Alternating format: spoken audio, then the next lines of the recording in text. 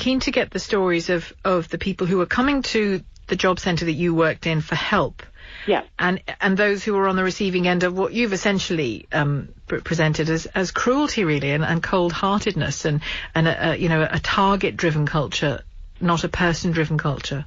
Certainly. I mean, I can actually pinpoint it to one particular day when, again, towards the end of, say, 2012 into 2011, that we were given lists of customers to call in or to send immediately, as it were, dispatch immediately to the work programme, which is the government support, I use that term loosely, for customers on job seekers, ESA, all the different types of benefits.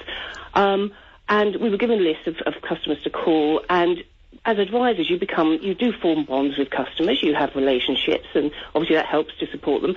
And I myself and some colleagues, I had a particular customer, I said, he's in hospital, not expected to live. He's having a major operation, he's been explained the whole thing to me, and I was told still to call him, and if you didn't attend or respond, he would probably face a sanction.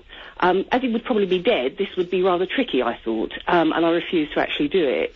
Tell me what that sanction would have been. Just a removal of some of his benefit, would it have been? It would have been a suspension of benefits. That's correct. It varies from period to period. The length of time varies from benefits. Obviously, I'm going back a couple of years now, or 3 years, whatever.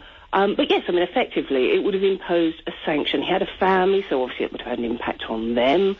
Some of the customers I'm talking about, are people who were, perhaps very unwell, live vast distances. I mean, some of these job centres, they're not like literally 5 minutes around the corner from people.